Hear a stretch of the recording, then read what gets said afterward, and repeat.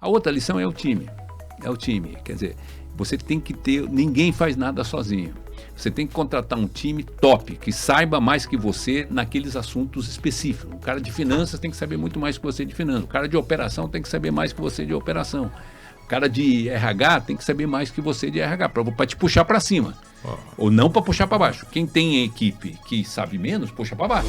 Sejam bem-vindos ao YPOcast Líderes Extraordinários, uma plataforma dedicada à sua jornada de desenvolvimento pessoal e profissional.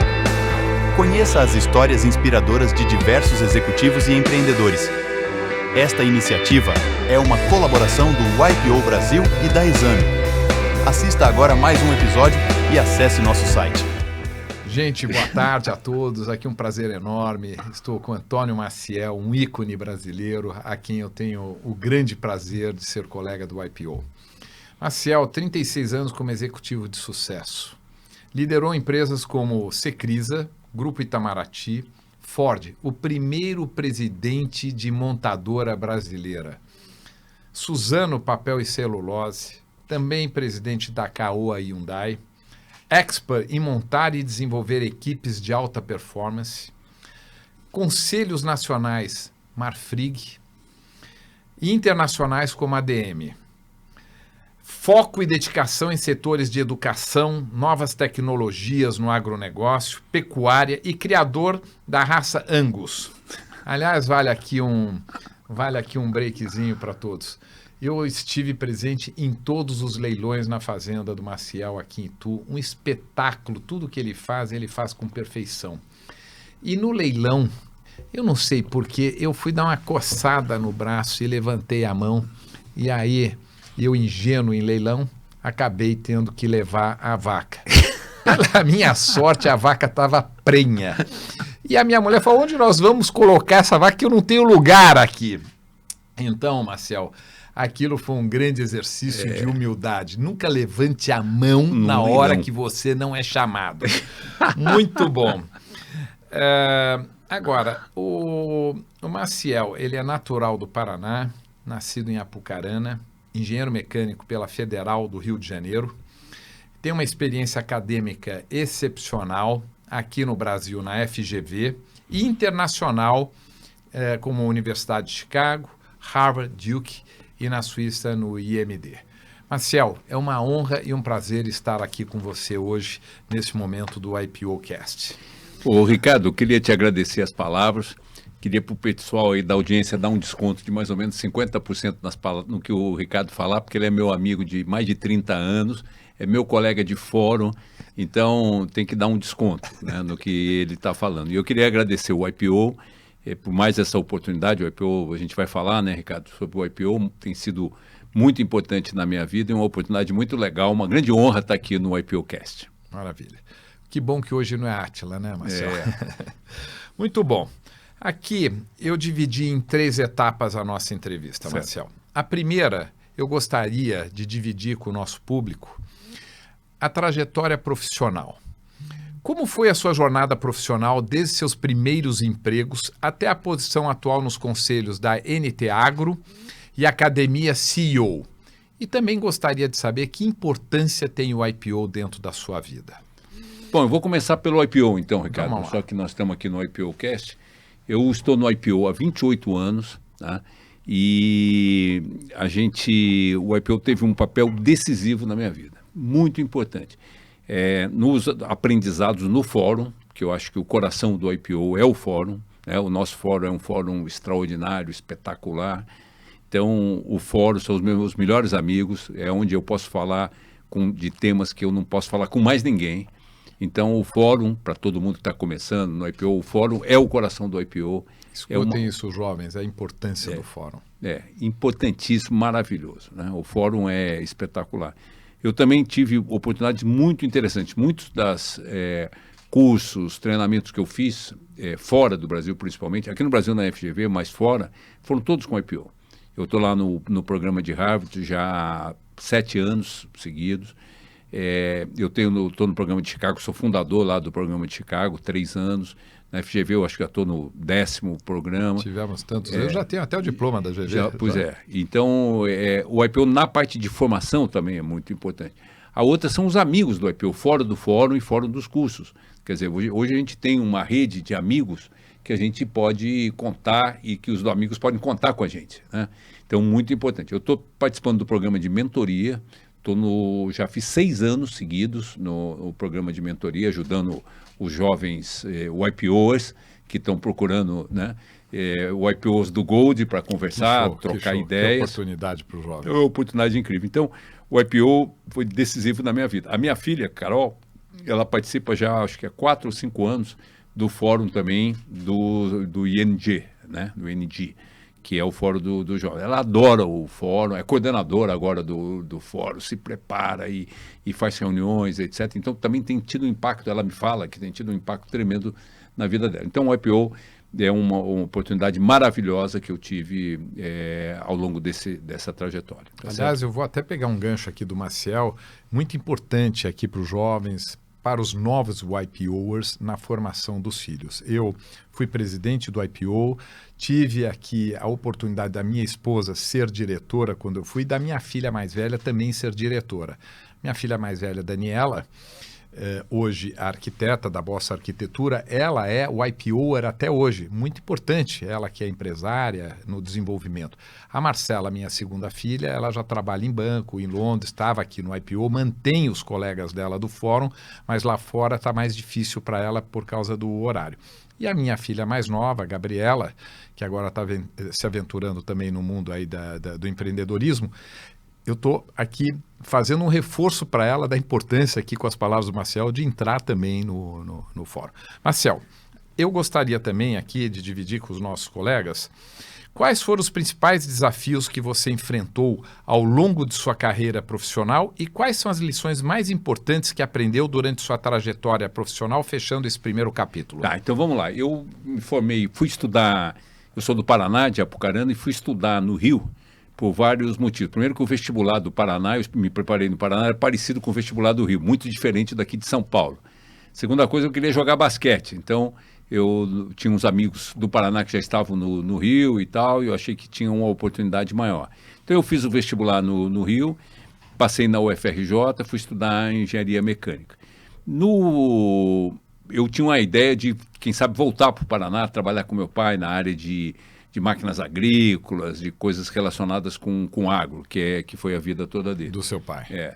E aí eu fui ficando no Rio, vi que não ia dar para eu trabalhar com meu pai, né? Não tinha condições, eram coisas diferentes e tal. E aí eu fiz o concurso da Petrobras. Então eu passei no concurso da Petrobras, era um concurso super 100 para 1, né? Mas ele era o último ano, eu fiz na UFRJ. Que ano isso, Marcel? Isso é exatamente no ano 1979. Quer dizer, o ano de 79, eu fiz o 5º ano de manhã e na parte da tarde fiz um curso de 1000 horas de equipamentos de petróleo que a Petrobras dava lá na UFRJ. Então a gente tinha mais chance de passar no concurso. Já porque os professores, os professores eram os mesmos, os professores que faziam a prova, eram os nossos professores, etc. Mas veio muita gente fora também para fazer o 5º ano lá. E na Petrobras, aí eu trabalhei 10 anos na Petrobras. 10 anos? 10 anos foi a minha primeira escola. Eu aprendi muito na Petrobras. Como engenheiro e como gestor. Como gestor. Eu encontrei na Petrobras o maior gestor que eu conheci na minha vida, que até hoje eu conheço 3.000 gestores.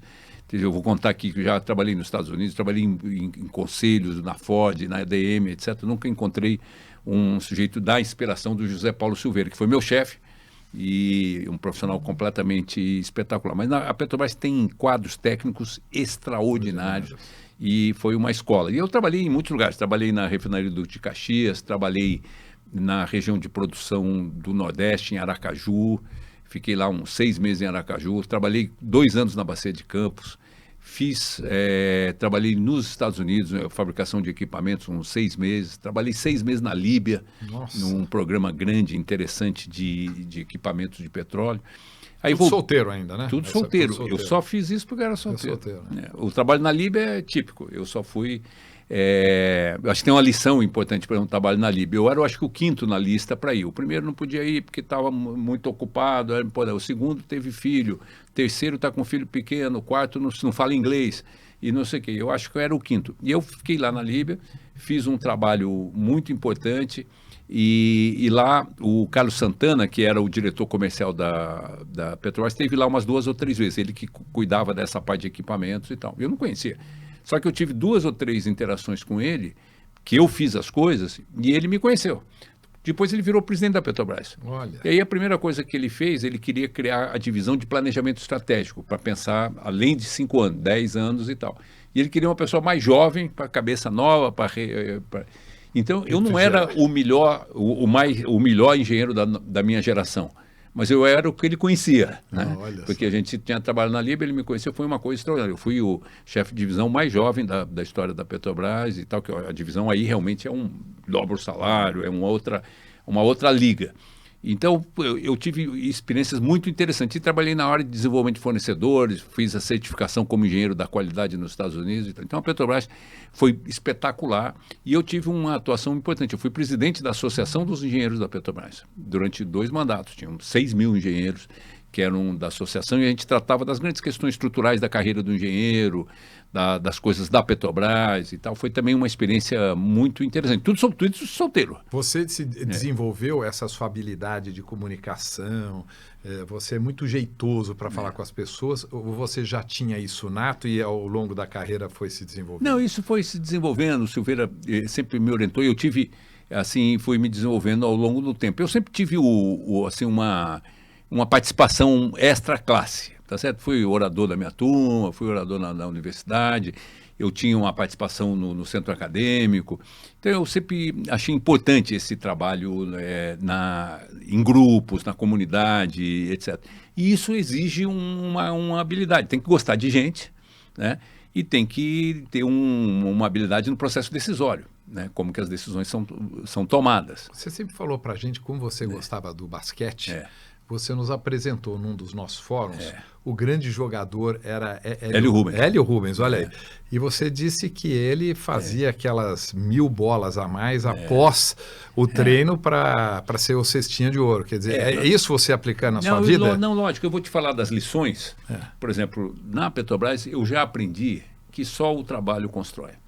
Essa questão do valor do trabalho é uma coisa muito importante. Então, da Petrobras para frente, eu via isso no meu pai, que trabalhava muito e tal. Então, eu tenho essa questão do valor do trabalho, tá certo? A ética do trabalho, né? Quer dizer, que só o trabalho constrói. Não tem esse negócio de sucesso sem trabalho. Isso não existe, tá certo? Pode ter lá um cantor, fez uma música, não sei o quê, mas não é sustentável.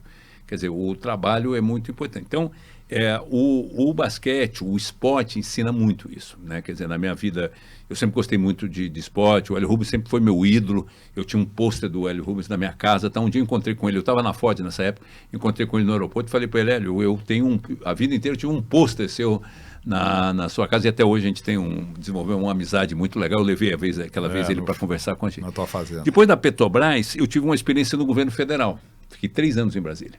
Por que você saiu da Petrobras? Eu não saí, eu fui emprestado da Petrobras para o governo federal, no início do governo Collor. Collor não tinha equipe, e aí ele começou a recrutar um monte de gente no BN10, no Banco Central e tal, e o pessoal do BN10, que eu tinha grande contato na construção de cenários, eu era o representante da Petrobras no BN10 porque eu cuidava da área de equipamentos, de qualificação de fornecedores, etc. Então aí o pessoal eu fui emprestado por 6 meses. Eu continuei recebendo meu salário da Petrobras, estava emprestado no governo federal. Em Brasília. Em Brasília, e acabei ficando 3 anos. Lá também tive uma experiência da abertura, privatização.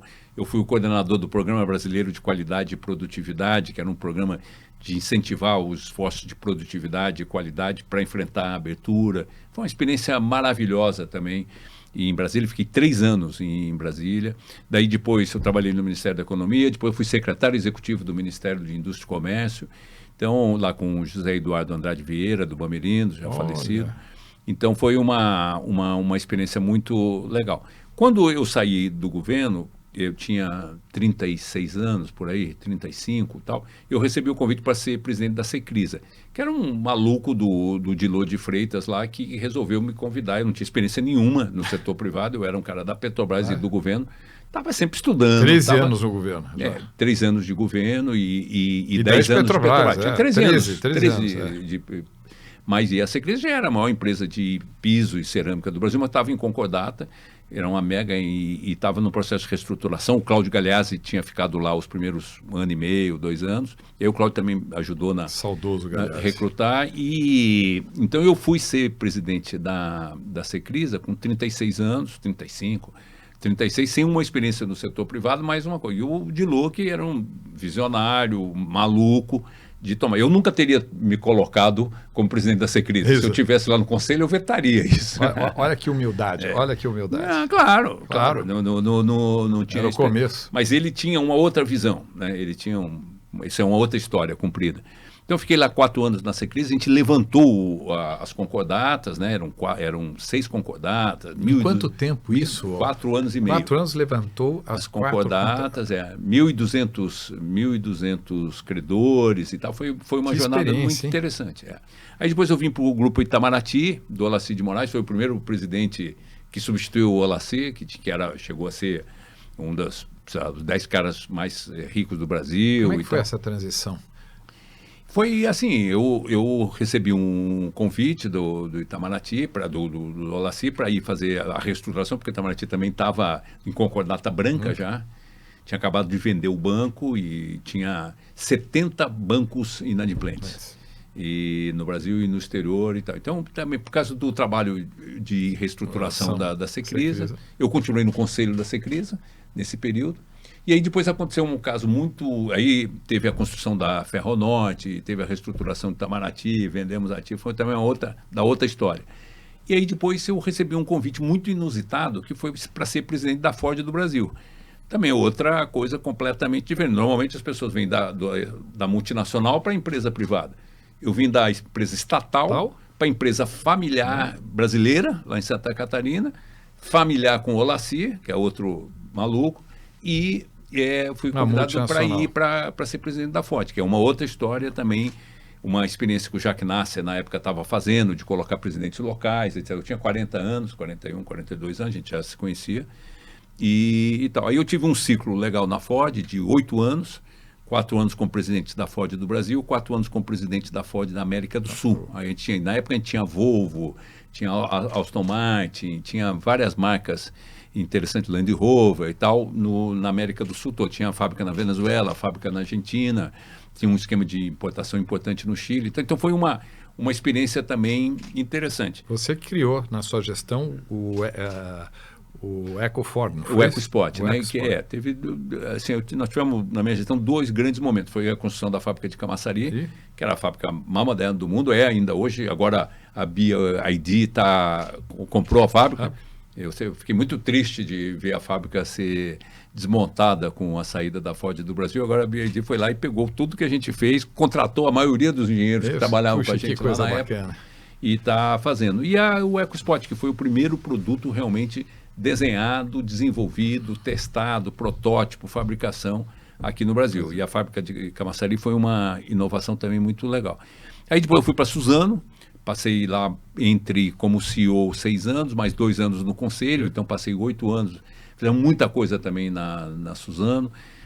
Compramos a Ripasa, né, complementamos a compra da Ripasa, terminamos a linha 2 de Mucuri, fizemos praticamente 80% da fábrica nova de Imperatriz, um mega programa de investimentos. Foi uma experiência incrível, daí com empresa de capital aberto no Brasil e tal. Foi muito interessante. E aí eu terminei esses meus 36 anos que eu estou contando aqui em 5 minutos na Caoa Hyundai.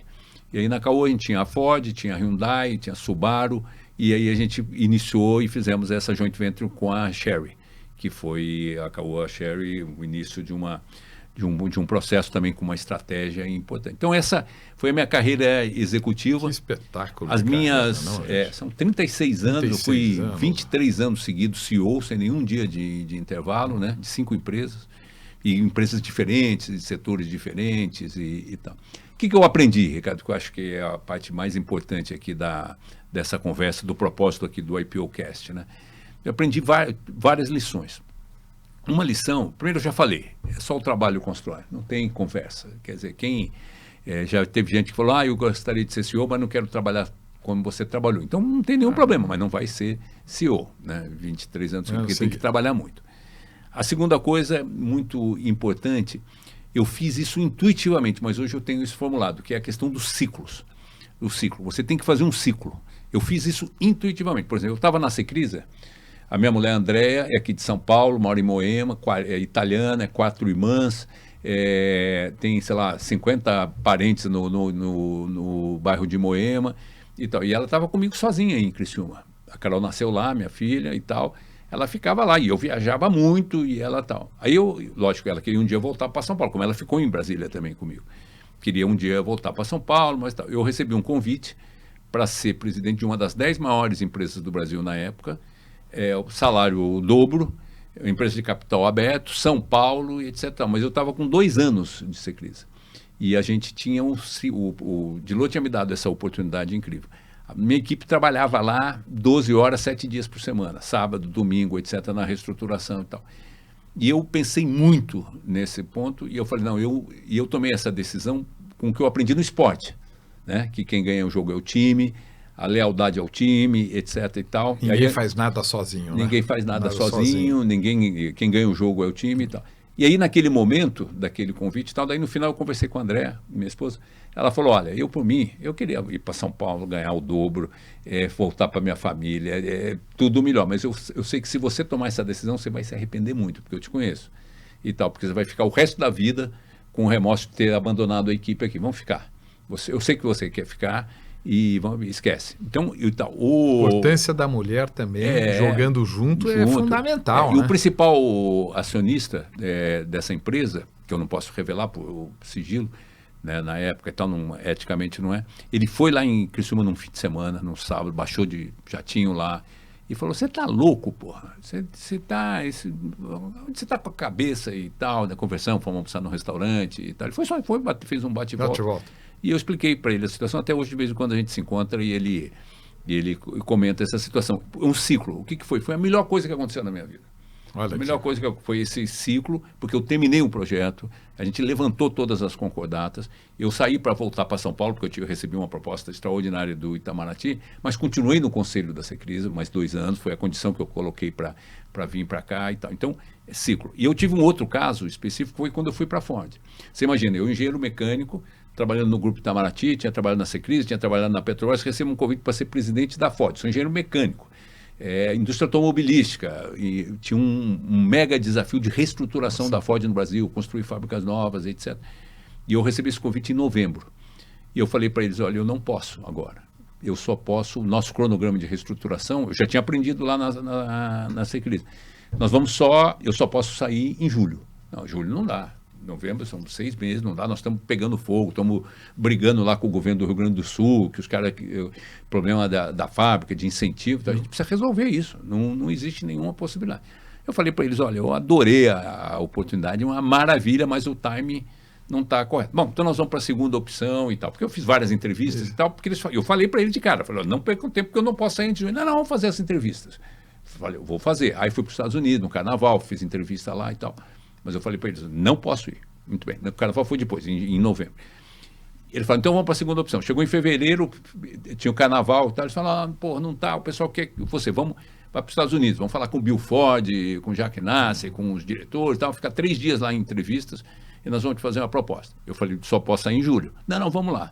Fui para lá, fiz as entrevistas e tal. Aí eles botaram uma proposta na mesa e tal, espetacular e tal. Falou, olha, está aqui a proposta, depois você vai ser América do Sul, não sei o quê, mas tem que ser agora. Eu falei, agora eu não posso. Estamos em reestruturação, estou negociando com 70 bancos e eu tenho uma equipe de 20, 30 caras full time trabalhando nisso, sábado, domingo, de madrugada e tal, não posso.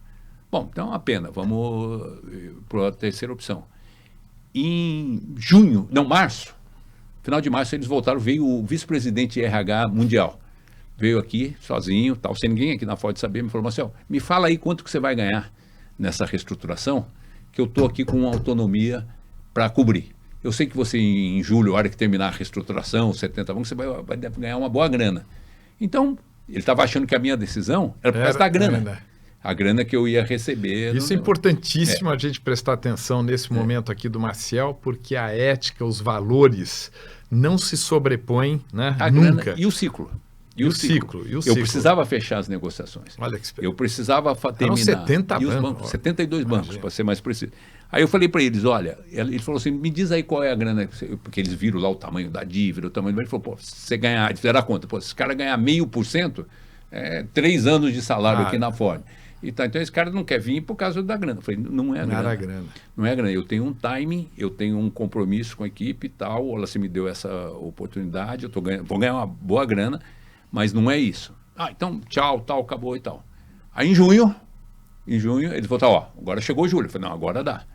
Agora dá. Então, eu que gosto de contar esses Fala dois exemplos. Fala um pouquinho, porque isso é importantíssimo. Que é o ciclo. É o ciclo. E os valores, né? O ciclo e os valores. E a equipe, é o time e tal. Os caras da Secris até hoje são meus amigos, indo que eu precisar. Os caras do Itamaraty... Mas isso até é você hoje, também, né? Até hoje tem uma ligação e específica. Porque eu completei 2 projetos extremamente extraordinários. Com isso aqui, eu recebi o convite da ADM para ser conselho da ADM, uma das maiores empresas do mundo. Fiquei lá 11 anos no conselho da ADM e fui fazendo muitas outras coisas. E aí veio essa lição dos ciclos. A outra lição é o time. Quer dizer, você tem que ter... Ninguém faz nada sozinho. Você tem que contratar um time top, que saiba mais que você naqueles assuntos específicos. O cara de finanças tem que saber muito mais que você de finanças. O cara de operação tem que saber mais que você de operação. O cara de RH tem que saber mais que você de RH, para te puxar para cima. Ou não para puxar para baixo. Quem tem equipe que sabe menos, puxa para baixo. Ontem tivemos aqui, nesse lugar também, eu tive o privilégio de falar com o Ricardo Faria da Granja. Ele falou, com outras palavras, a mesma coisa que você falou. Ele falou, eu sou A. Eu tenho que contratar gente muito melhor do que eu, seja de qualquer forma. Nas áreas específicas. Outra lição que eu aprendi muito é o seguinte, o time da casa... prata da casa, normalmente sabe o que tem que ser feito. Normalmente falta o ambiente, falta o método, falta a sugestão. Então esse negócio de ir para levar 5 pessoas, levar 8, levar 10 pessoas, fazer uma ocupação da empresa como se tivesse tudo... Normalmente, nas reestruturações que eu fiz, nas 4, todas têm uma característica diferente, mas todas estavam muito ruins. Mas o que tinha? Mas tinha muita gente boa, que sabia o que tinha que fazer. Faltava o ambiente, faltava a estruturação. Então, dentro de casa, eu aproveitei muitos diretores, alguns diretores que eu tirei, eu promovi internamente, e isso foi um aspecto muito importante. Quer dizer, você tem o conhecimento específico, o conhecimento da empresa tem um valor tremendo. Você pode vir de fora, fazer um trabalho importante, mas o teu trabalho principalmente é fazer um processo de mineração, de mining, para achar quem são os grandes talentos internos, porque as pessoas conhecem a empresa, sabem. E à medida que você promove alguém, por exemplo, outra lição, você pediu 2 ou 3 lições. A lição é o seguinte, a coisa mais importante que existe de cultura é a promoção, é a contratação. Você pode envelopar o elevador, colocar um monte de coisa na parede e tal. Na hora que você promove alguém, essa é a mensagem. Todo mundo, opa, no almoço e tal, o cara foi promovido, olha o estilo da pessoa que foi promovida, olha como ele ou ela se comportam, olha como ele e ela tratam as pessoas. Então, é aí que você forma a cultura na promoção. Então, quando você promove de dentro, as pessoas conhecem e sabem qual é o valor que você precisa. Então, isso é muito importante. Outro conhecimento é liderança. Liderança, você aprende. O líder pode ser formado. Tem muita essa discussão se o líder nasce líder e tal. Lógico que tem gente que tem mais talento e outros com menos talento. Agora, a grande combinação, né, é o talento com a preparação. Se você falar, você prefere um líder talentoso, mais talentoso ou mais esforçado para aprender? Eu prefiro o mais esforçado. Agora, se puder juntar os dois, aí é melhor. Então, isso é também muito importante. O tema da formação da equipe. Você formar a equipe. As pessoas são diferentes. Cada pessoa tem um tratamento diferente. Tem gente que gosta de supervisão, tem gente que não gosta muito de supervisão. Tem gente que é mais analítico, tem gente que é mais generalista, né? Tem gente que é mais profundo, detalhista. Então, eu acho que também tem uma questão de você aprender, formar uma equipe, desenvolver uma equipe, que é muito importante. Porque quem faz tudo isso que eu fiz, que eu falei aí, eu não fiz nada disso sozinho. Eu cheguei lá na Ford, o EcoSport já estava na cabeça das pessoas lá, eles já queriam fazer. Quando a gente fez a expansão de Mucuri, quando eu cheguei lá já estava em andamento, tá certo? Que já estava lá o Ernesto Posada, já estava lá o André Doff, já estava lá o Carlos Aníbal, tinha um monte de gente que já estava. Eu trouxe algumas. Quer dizer, o que eu fiz foi facilitar esse processo aí. Maravilha. Então,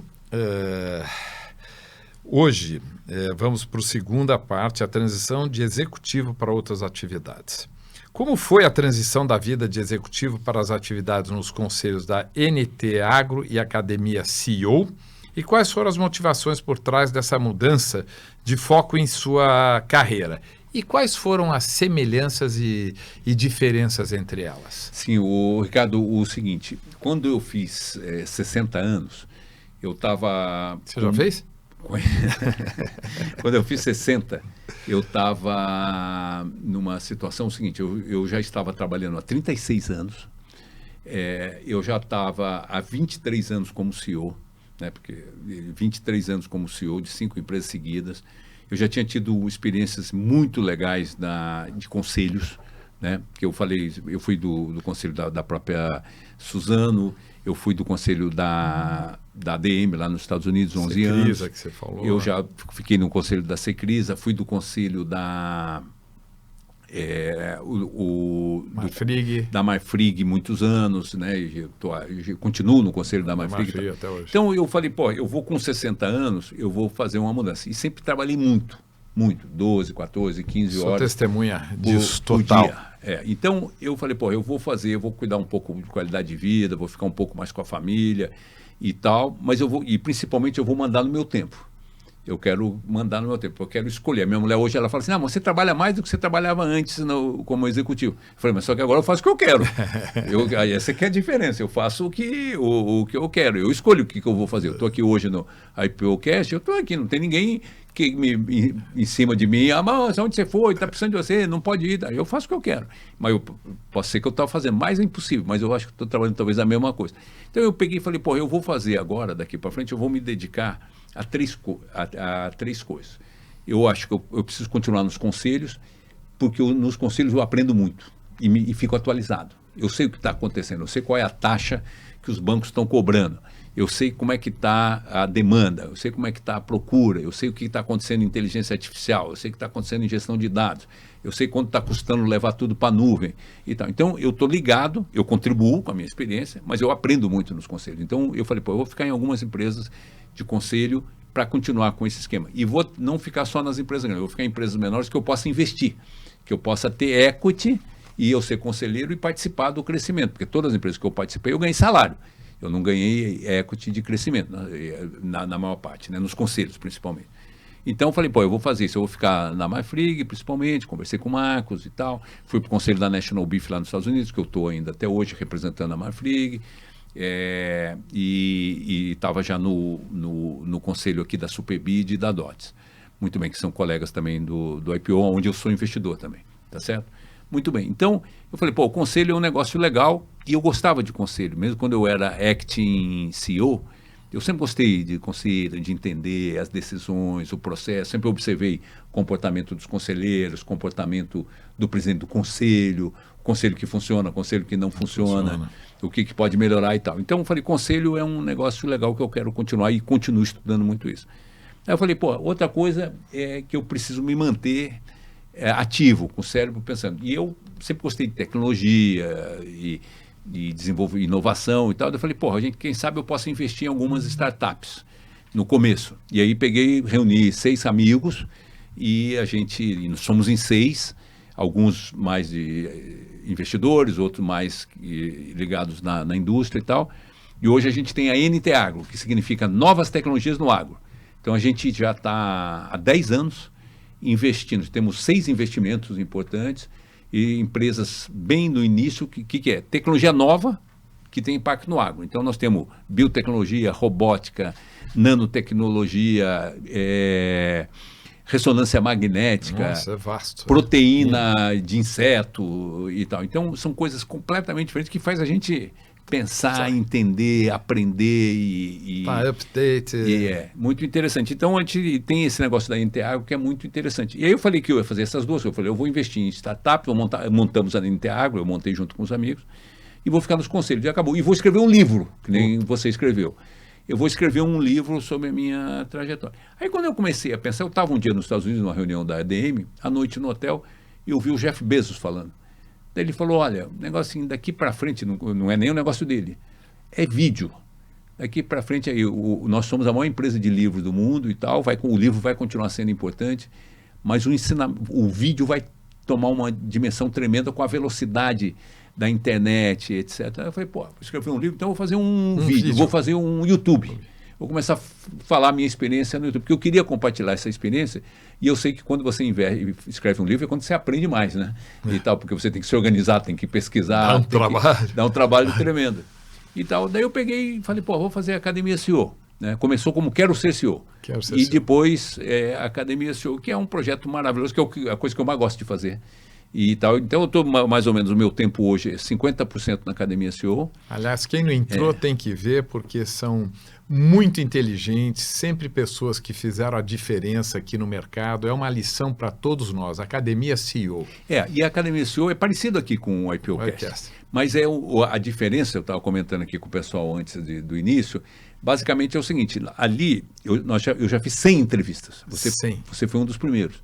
São 100. Nós temos uma equipe, 4 pessoas preparando a entrevista, fazendo. Então a gente fala um pouco de carreira, essa coisa que a gente conversou aqui, mas a gente entra muito nas lições práticas sobre gestão e liderança. Quer dizer, você contribuiu lá com processo decisório, tomada de decisão específica, a tua experiência lá na fábrica de válvula, lá encontrando o almoxerifado e vendo como é que está funcionando e como é as lições da tua empresa quando você empreendeu, quando você vendeu a empresa e tal. Essas lições são lições práticas. Nós temos uma parte conceitual muito importante, a gente gosta muito. Nosso maior cliente disparado é a Fundação Getúlio Vargas. Nós temos mais de 30 mil alunos da GV na plataforma. Olha que espetáculo. Mas são as lições práticas de gestão e liderança. Então eu faço entrevistas parecidas com essa, mas com foco.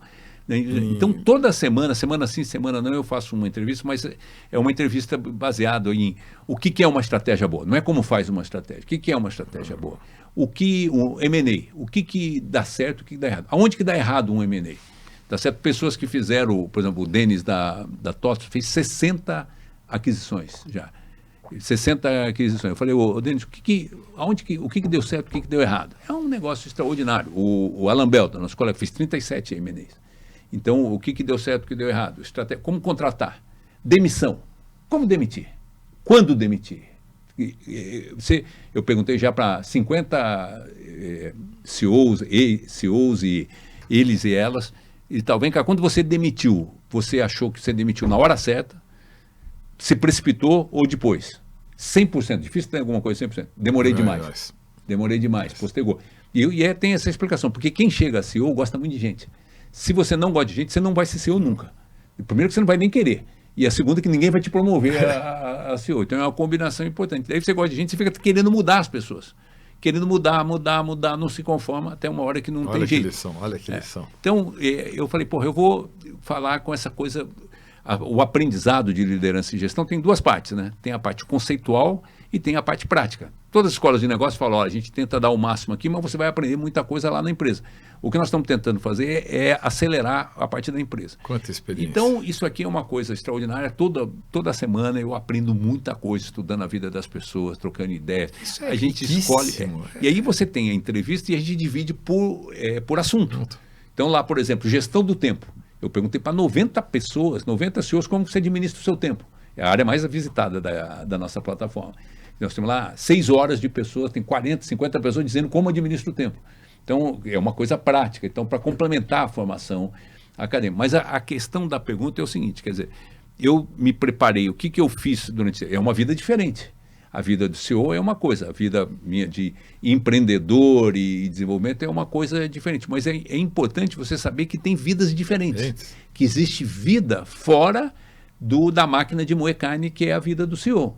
Tá certo? Existe, eu posso trabalhar. Importantíssimo isso também. Agora, eu quero entrar, por exemplo, uma pessoa, um leigo que viu aqui a nossa entrevista, puxa vida, que riquíssimo, eu não conheço a Academia CEO. O que ele precisa fazer para entrar na Academia CEO? Ele vai no site, né? www.academiaceo.com.br e lá tem tem a apresentação do que é, daí tem lá, fique membro, é um esquema de assinatura, quer dizer, um streaming com um esquema de assinatura, R$ 49,00 por mês, e você tem novos conteúdos toda semana. Toda semana tem. Nós temos lá 260 horas de conteúdo E toda semana, dividido nas entrevistas e nos temas. $10 por mês. Você pode entrar, assistir por tema, ou você pode assistir pela entrevista. Então, o pessoal mais próximo do topo da pirâmide gosta de olhar as entrevistas. O pessoal do meio quer ir por tema específico. E os temas, então, junta que a gente recorta dos pontos. Mas eu acho que a pergunta tua é da transição. Então, a transição é o seguinte: eu acho que é importante a pessoa, quando você está acting CEO, você que é chairman do Bank of America e tal, se preparar para falar, depois eu vou fazer o quê? Você pode ter, eu tenho muitos amigos do Rio, da Petrobras e tal, que tem essa coisa de se aposentar e não fazer nada. Beleza, não faz nada, fico lá mandando mensagem, fazendo meme e tal. É uma vida também, faz ginástica e tal. Eu tenho amigos que estão fazendo trabalho voluntário. Eu tenho um amigo que é presidente da APAI, da cidade dele, um cara genial, um engenheiro, podia trabalhar na Boeing, um cara de turbinas, podia trabalhar na Boeing. Ele chega às 7 da manhã, sai meio-dia da APAI, ele é presidente da APAI, faz um trabalho voluntário e à tarde ele é aposentado. E tal, mas ele trabalha lá, olha cheque por cheque e tal, ganha um monte de prêmio, melhor APAI, não sei o quê e tal. E tem outras pessoas que foram estudar, fazer tal. Então você precisa decidir o que você quer fazer. Eu tenho esse esquema dessas 3 coisas, né?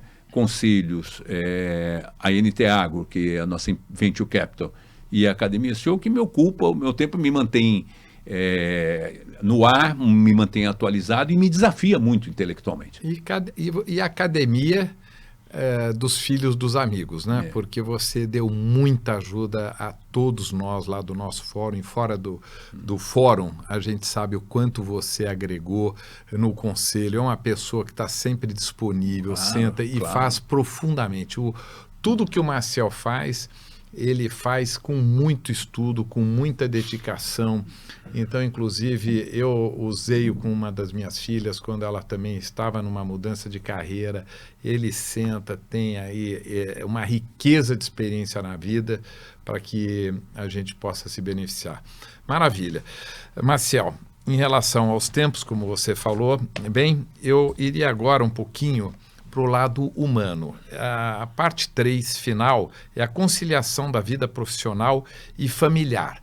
Você, que eu acompanho há anos, acompanhamos aí a Carol, a sua filha, a Andréia, a sua esposa, companheira de vida, você que montou sua fazenda, seus sonhos, cavalos, a Carol, que é hoje uma campeã de salto, é um espetáculo ver o que ela se dedica, e o Maciel foi aquele pai dedicado, acompanhou na compra dos animais, indo com ela nos torneios, e a gente tem acompanhado ela. Como é que é este homem que trabalhava aí horas, como é que era a família?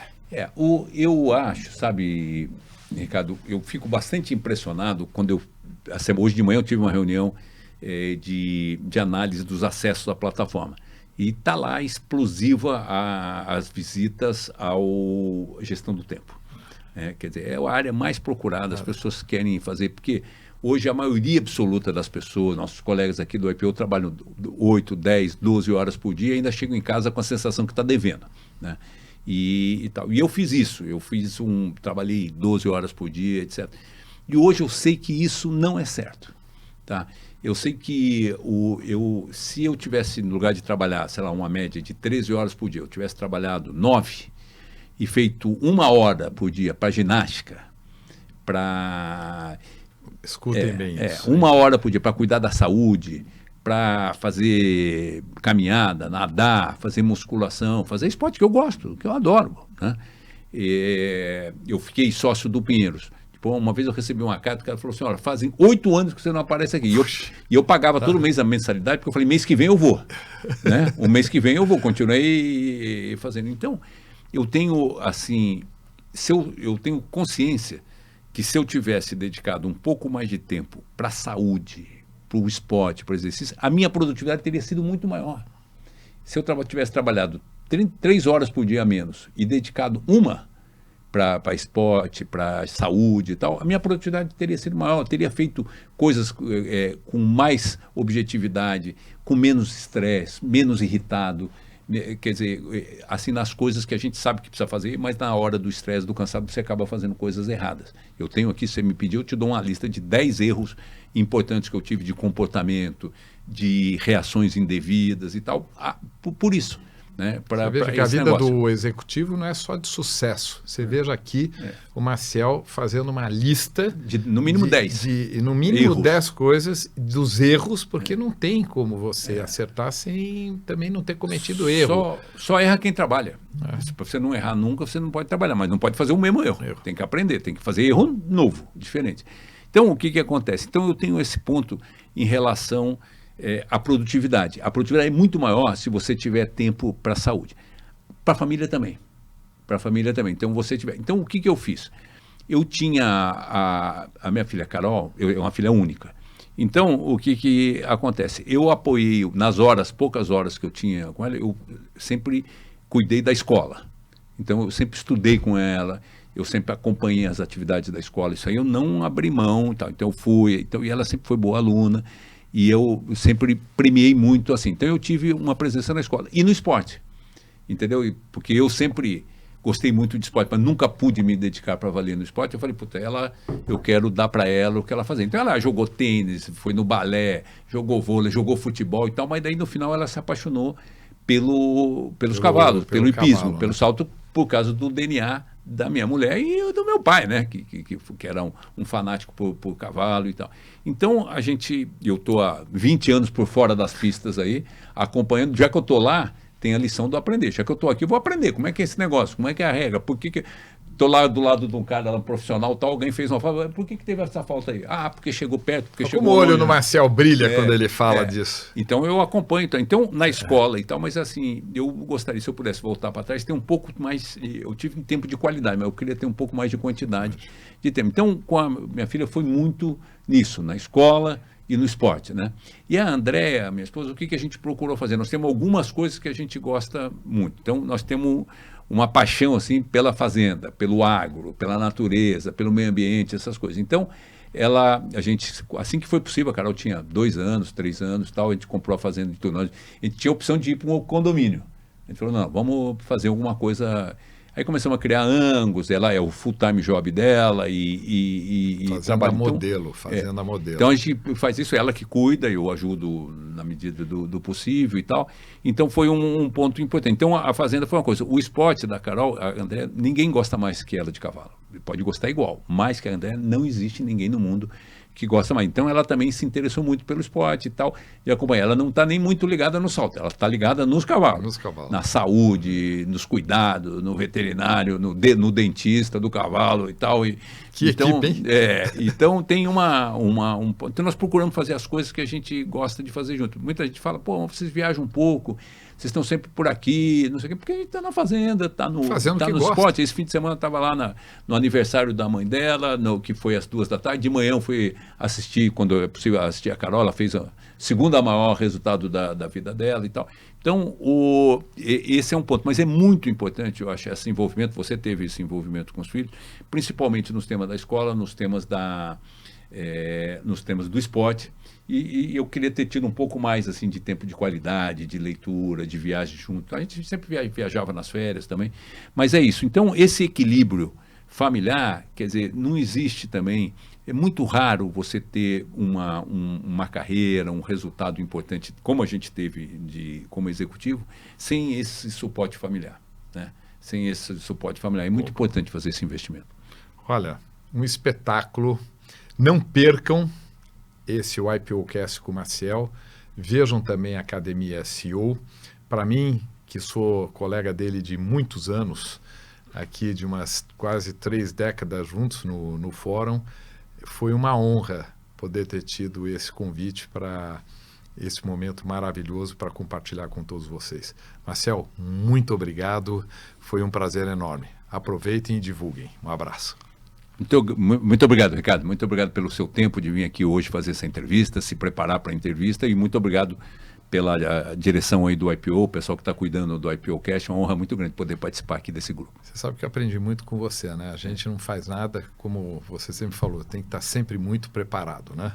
Eu gosto dessas frases, né? Tem 2 frases importantes mais recentes. Uma, que eu acho que ele ia deixar aqui para o final. Uma é do John Kennedy, que diz o seguinte: a hora de consertar o telhado é quando não está chovendo. Tá? A hora de deixar as coisas. Então é a questão do preparo. E a segunda, que eu acho que você é muito craque nisso, que é o do Muhammad Ali, né, o antigo Cassius Clay. Ele fala o seguinte: eu nunca ganhei uma luta no ringue. Todas as lutas que eu ganhei foi na preparação. Nossa. Então essa história, e você está sempre aprendendo, você está buscando aprender, é uma coisa maravilhosa, porque você exercita o teu cérebro, você se desafia e tal. Você sabe que eu estou agora muito ligado aí no tema da inteligência artificial, estou usando isso nos conselhos, estou usando isso na academia SEO, estou recomendando que todo mundo... 10 minutos por dia, eu faço isso sempre. 30 minutos, tá? Você está fazendo 10, são 30. Mas já 30 minutos por dia. E eu falo que daqui a uns anos todo mundo vai me falar: Marcelo, você devia ter falado 1 hora. Você falou só 30 minutos, tá? Porque a inteligência artificial vai mudar. Nuvem, na NT Agro, as novas tecnologias, a gente tem que estar sempre aprendendo. Você tem que estar sempre aprendendo. Sempre, enquanto nós fizemos esse cast aqui, foram publicados centenas de artigos sobre inteligência artificial, sobre nanotecnologia, sobre nuvem, sobre gestão de dados, etc. Então a gente tem que fazer uma seleção e estar sempre aprendendo, sempre lendo, que é isso que te mantém vivo e te mantém perto. E outra coisa que eu não posso deixar de terminar, Ricardo, tem um estudo de Harvard, que toda vez que eu vou lá tem uma discussão, é o seguinte: a longevidade com qualidade está comprovadíssimo. Tem um estudo de 60 anos, é quem tem amigo. Quem tem amigo. Muito importante. Quem tem amigo. Não é só família, é amigo. Quem tem amigos de verdade, como nós somos amigos no fórum, temos amigos do IPO e tal. Quem tem amigo e cultiva as amizades, vive mais e vive melhor. Muito bom. Muito obrigado. Prazer enorme. Para saber mais, acesse o portal exame.com e busque pelo menu do site pelo canal Líderes Extraordinários.